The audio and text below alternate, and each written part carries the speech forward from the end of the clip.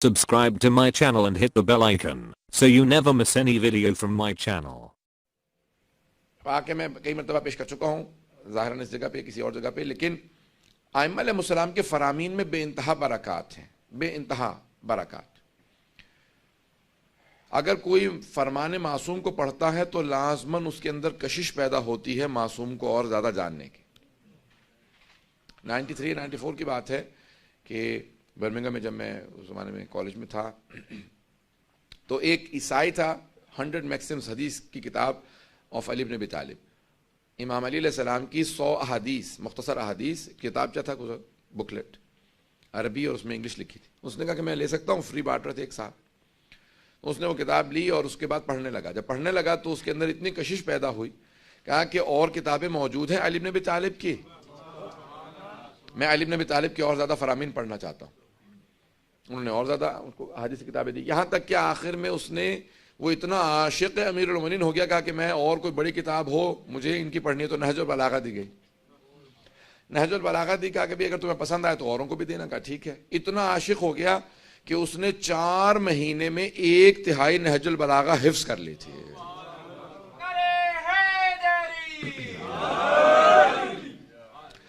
और वो खुद कहता था बाद में, जब वो शिया हो गया तो कहने लगा कि मैं जहां जाता था अपने दोस्तों में, ईसाइयों में, क्रिश्चियंस के दरमियान में, तो सब कहते थे अब वो आ रहा है, अली इब्न अबी तालिब को सुनाएगा। जहां जाता था सब कहते थे बस अब अली इब्न अबी तालिब को सुनने के लिए तैयार हो जाओ, ये आ रहा है, ये अली इब्न अबी तालिब ही को सुनाएगा।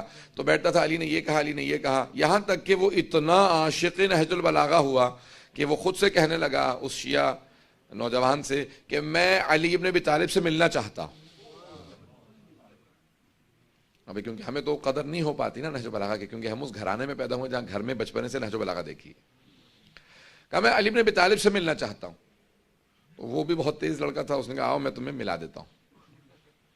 उसने कहा अगर बता दिया कि शहादत हो गई है तो फिर ये इस्लाम की तरफ ना आए।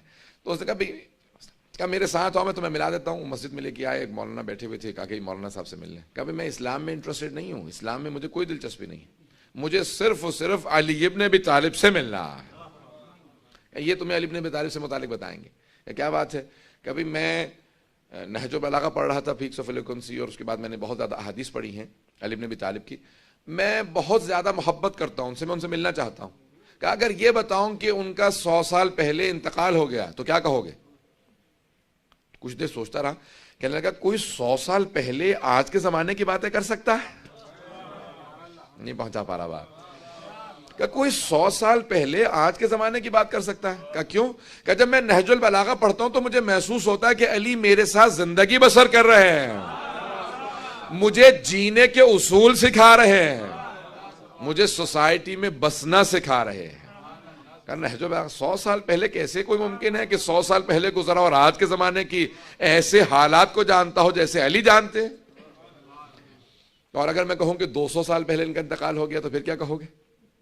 तो चुप हो गया, कहा नहीं ये मुमकिन नहीं है कि 200 साल पहले कोई आदमी गुजरा हो जिसका कलाम नहजुल बलागा हो। और अगर कहूं 500 साल पहले तो कहा मुझसे मजाक कर रहे हैं। कहा नहीं, अगर कहूं 1000 साल पहले गुजरा तो अब खामोश हो गया, जवाब ही देना बंद कर दिया उसने।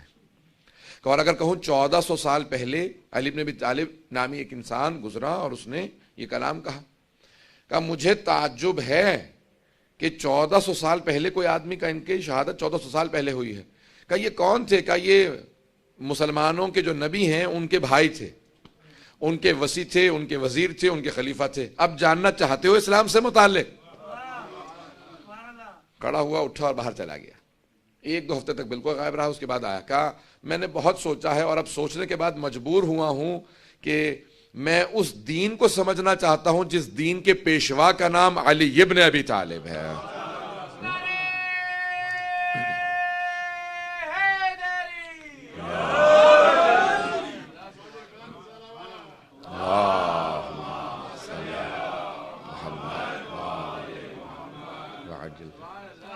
फरमाने मासूम की इतनी ज्यादा इसलिए ताकीद की गई है, इसको हम नहीं समझ सकते, एक गैर मुस्लिम समझ सकता है कि कलाम मासूम जो हमारे पास है खजाना, उसकी अर्जिश क्या है। तवज्जो है लोगों की?